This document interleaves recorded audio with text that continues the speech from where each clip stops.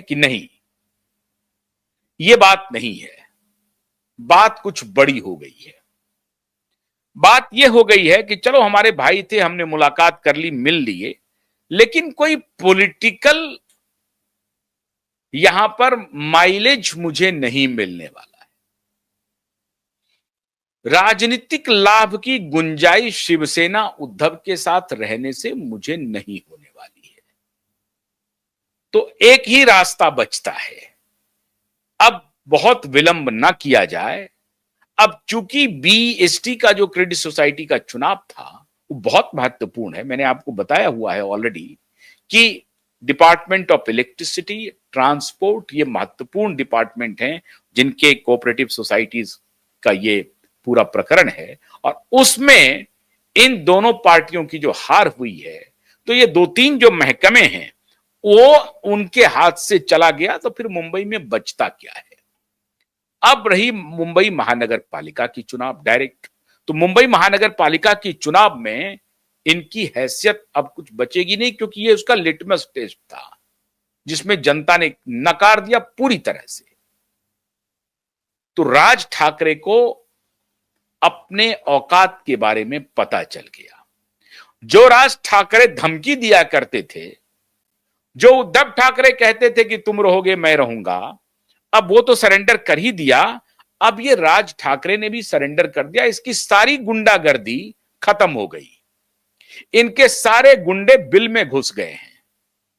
अब इनके गुंडे आपको मुंबई की सड़कों पर दिखाई नहीं पड़ेंगे, और अगर दिखाई पड़ेंगे तो पुलिस का डंडा लगेगा, क्योंकि इनकी राजनीतिक हैसियत जनता ने बता दी कि तुम्हारी राजनीतिक हैसियत कुछ नहीं है। अब तुम खुद रेडी लगा करके बेचोगे मुंबई में, वो दिन भी आ जाएगा।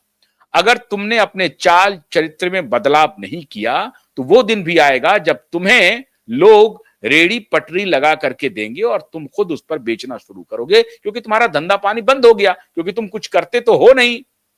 गुंडागर्दी करके अपना धंधा पानी चलाते थे। उगाही का रैकेट तुम दोनों भाई का चलता है, तो उगाही का रैकेट अब बंद, खत्म हो गया। उगाही का रैकेट पहली लिटमस टेस्ट में खत्म। अब जो आखिरी दुर्ग बचा हुआ है वहां से भी उगाही का रैकेट अभी आने वाले दिनों में बंद होने वाला है। तो राज ठाकरे ने सोचा कि अब कोई रास्ता नहीं है, चल के चादर उड़ा देते हैं। पहुंच गए देवेंद्र भाई के पास और चादर पहले उड़ा दिया, फिर गुलदस्ता दिया, फिर 55 मिनट तक बैठे। अब क्या क्या बात हुई? बहानेबाजी हो रही है, लोगों को गुमराह किया जा रहा है, हमको आपको झूठ बात बताई जा रही है। क्या बताई जा रही है? हमारी मुलाकात इसलिए हुई क्योंकि हम ये चाहते थे कि मुंबई में जो पार्किंग बने वो कैसा बने। मुंबई में गाड़ियों की तादाद बढ़ती जा रही है, जगह सीमित है, तो सीमित जगह में गाड़ियों को कहां पार्क किया जाए, कैसे उसको डिफरेंट कलर से डिफरेंट नोटिफिकेशन किया जाए कि किस कलर की गाड़ियां कहां पर, कलर मतलब अगर वो प्राइवेट गाड़ी है, अगर वो कमर्शियल व्हीकल है, अगर वो सरकारी वाहन है, तो वो कहां कहां लगेगी। इस तरह के विचार देने के लिए गए थे माननीय महाराष्ट्र नवनिर्माण सेना के राजनेता राज ठाकरे जी। अब इनका राज तो है नहीं, लेकिन राजनेता बने हुए हैं।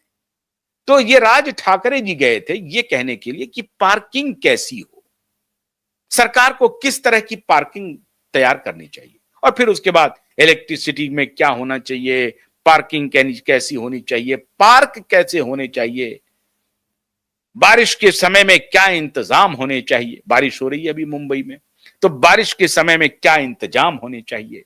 इन सारी बिंदुओं पर दो बड़े नेता चिंतन कर रहे थे आपस में बैठ करके, और जनता को कैसे सहूलियत पहुंचाई जाए इस पर विमर्श कर रहे थे। कितना आनंदित वाला वक्त होगा वो जब ये दो नेता, ये दोनों के दोनों नेता, ये कोई फडणवीस भी बहुत ये नहीं है मेरी निगाह में आजकल, तो ये दोनों नेता जनता की भलाई के लिए बड़े चिंतन कर रहे थे, मंथन कर रहे थे, क्या तरीका होना चाहिए, कैसे जनता की भलाई की जाए। बहुत अच्छी बात। अभी बारिश हुई है, सड़कें टूटी हुई हैं, गड्ढे ही गड्ढे मुंबई में दिखाई पड़ रहे हैं। अलग अलग इलाकों में। ये जो इनका इनका जो इलाका है उसको छोड़ दीजिए, जो पॉश इलाके हैं उसको छोड़ दीजिए, बाकी मुंबई के शहरों में, मुंबई के मुफस्सिल इलाकों में बुरा हाल है। तो ये जनता को क्या रिलीफ देंगे पूरी दुनिया जानती है, लेकिन जनता को रिलीफ देने के मुद्दे पर इनकी मुलाकात हुई 55 मिनट तक, वाह।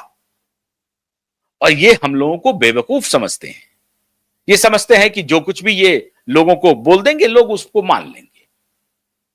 मित्रों, ये बात नहीं है, बात दो है। और हमारे विश्वस्त सूत्र बता रहे हैं कि इस भाई ने यह बात की है कि साहब वो आदित्य ठाकरे का मामला तो रुकेगा नहीं, और वो 29 अगस्त को इस पर चर्चा होनी ही होनी है, एफआईआर होगा ही होगा। जिस तरह से क्यूबाइब नेटवर्क और supreme court high court litigant association fight कर रहा है, जिस तरह से जनता की निगाह आपके ऊपर टिकी हुई है, उससे तो ये बात बचने वाली नहीं है। और अब तो और भी बात आगे बढ़ेगी। हालांकि आज ही मैंने ये बताया है आपको कि केस को उत्तर प्रदेश ट्रांसफर करने के लिए, तो अब इसका क्या किया जाए।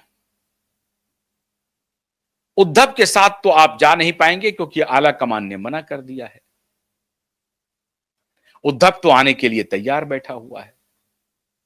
आपका एक इशारा काफी है, जो भी आप शर्त कहेंगे हर शर्त को मानने के लिए उद्धव ठाकरे, आदित्य ठाकरे तैयार है। लेकिन आप क्या इस स्थिति में हैं जो बिना शर्त उनको आप ले लें पार्टी में? ऐसा हो सकता है?